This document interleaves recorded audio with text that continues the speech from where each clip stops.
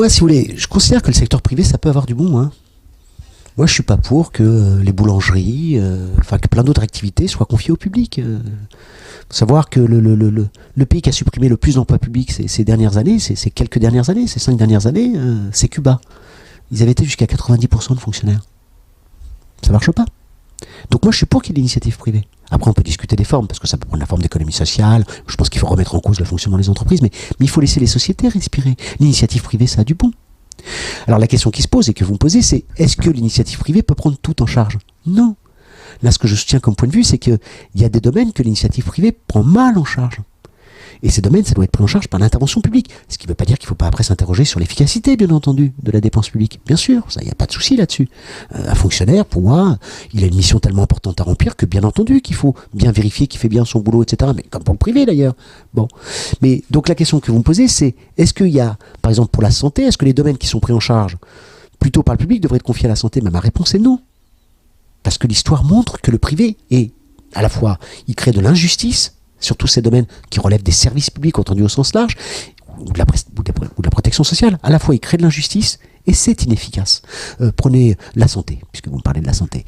Le pays qui a poussé le plus loin la prise en charge par le privé de la santé, ce sont les États-Unis.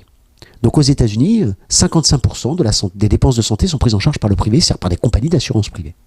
Résultat des courses, aux États-Unis, la part des dépenses de santé dans le PIB, c'est 18%, 18 à 19%. En France, on n'est qu'à 13%. C'est-à-dire qu'en France, on consacre 50% en moins de dépenses de PIB pour la santé qu'aux États-Unis. Il faut savoir qu'en France, l'espérance de vie à la naissance, elle est supérieure de 2 ans aux États-Unis. La mortalité infantile, elle est inférieure d'1 tiers à ce qui existe aux États-Unis. C'est-à-dire que les performances médicales de la France, notamment, sont bien meilleures que celles des États-Unis. Donc aux États-Unis, ça coûte très cher et c'est pas efficace en termes de santé. Et c'est parce que c'est très injuste aussi. Pourquoi ça coûte si cher? Mais parce qu'il y a un coût de recours au privé. Aux États-Unis, vous avez des milliers de compagnies d'assurance qui font de la concurrence.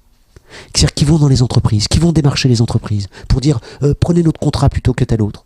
Vous avez des dizaines de milliers de personnes qui travaillent, c'est un débouché pour les jeunes étudiants, au service des compagnies d'assurance privées pour aller démarcher les entreprises sur le thème En France, il n'y a pas besoin de ces dizaines de milliers de personnes à payer. C'est le même barème pour tous. Il n'y a pas des dizaines de milliers d'agents de la Sécu qui vont dans les entreprises sur le thème. Non, c'est le même barème pour tous. Bah, c'est moins coûteux. On pourrait comme ça multiplier les exemples en matière de retraite. On sait qu'une retraite financée par répartition, avec une caisse unique d'ailleurs, ce qui n'est pas le cas en France, mais enfin, on s'en rapproche quand même, bah, c'est beaucoup plus efficace que d'avoir des fonds de pension où il faut payer les gestionnaires de fonds, il faut payer les intervenants financiers, tout ça, en plus ça ne garantit pas les retraites, les pensions pour les assurés. Dans la crise en cours, on oublie presque d'en parler parce que c'est tellement énorme la crise qu'on oublie parfois de parler, on peut pas parler de tout. Mais dans la crise en cours, il faut savoir que à travers le monde, il y a des millions de retraités qui sont sur la paille. Parce qu'ils avaient confié, parce qu'ils n'avaient pas le choix, parce que voilà, une bonne partie de leur retraite, de leur revenu de retraité, c'était lié à leur rendement financier des fonds de pension qui se sont effondrés avec la crise. Et donc, voilà, ils se retrouvent avec des baisses de niveau de vie de 20, 30, 40%. Souvent, c'est l'État d'ailleurs qui est obligé de prendre le relais pour pas que l'État a du bon. Donc, le public, si vous voulez, n'est pas toujours synonyme de vertu, attention. Il y a certains pays où ça peut être synonyme de corruption, de gaspillage, de dysfonctionnement.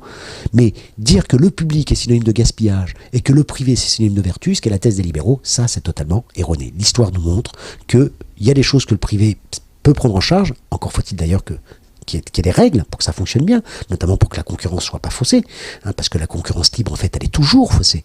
Bon, donc, mais le privé peut prendre en charge certaines activités, mais peut pas prendre. Il y a des choses que le privé ne sait pas faire, donc il y a besoin d'intervention publique pour tous les domaines, en fait, où la part où l'intérêt général n'est pas réductible aux jeux d'intérêt particulier. C'est-à-dire pour tous les domaines où ce qui fait la consistance de la société est en jeu, et donc pour le coup, on peut pas le ramener au jeu des intérêts privés, et donc il y a besoin d'intervention publique.